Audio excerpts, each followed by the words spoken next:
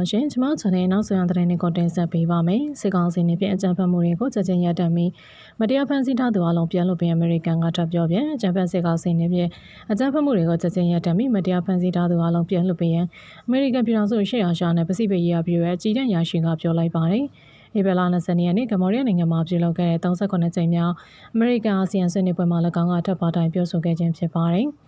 အမေရိကန်နေဖြင့်အာဆီယံပုံသဘောတူညီချက်9ရက်နဲ့ညီမြန်မာနိုင်ငံအမှန်တကယ်ဒီမိုကရေစီလမ်းကြောင်းသို့လက်ကိုကြောင်းမွေစွာပြန်လည်ရောက်ရှိအာဆီယံနဲ့နီးကပ်ပူးပေါင်းဆောင်ရွက်နေကြောင်းပြည်သူလူထုပေါ်ကြံဖတ်မှုတွေကိုစစ်တပ်ကချက်ချင်းရပ်တန့်မတရားဖန်ဆီးထားသူတွေကိုလွှတ်ပေးရန်နဲ့လူသားချင်းစာနာထောက်ထားမှုကူညီတွေနေသူအလုံးထံသို့အဟန့်တားမရှိဝင်ရောက်ကူညီခွင့်ပြုရန်စစ်ကောင်စီထံသို့အမေရိကန်ကတောင်းဆိုပါတယ်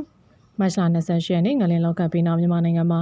ထိုင်းနိုင်ငံမှာတပ်ဆောင်ရှုံးမှုတွေအတွက်ဝန်내ကြေကွဲကြောင့်ပြန်လည်ထူထောင်ကာလများရှေ့လျားသောကာလများတွင်အမေရိကန်ပြည်ထောင်စုကလူသားချင်းစာနာထောက်ထားမှုဆိုင်ရာကြိုးပမ်းမှုတွေကိုဆက်လက်ပံ့ပိုးကူညီမိဖြစ်ကြောင်းထုတ်ဖော်ပြောဆိုခဲ့ပါတယ်။အမေရိကန်ဆိုရနေပြည်မြန်မာနိုင်ငံမှာဖြစ်ပွားနေတဲ့ဆီယနာသိမ်းမှုကိုဝေဖန်ရှုံချကောက်ကွက်ခြင်းတွေကိုသာအစဉ်တစိုက်အမြဲလိုလှုံ့ဆော်လေးရှိပါတယ်။နောက်ဆက်အားပေးကြတဲ့အတွက်အထူးပင်ကျေးဇူးတင်ရှိပါတယ်ရှင်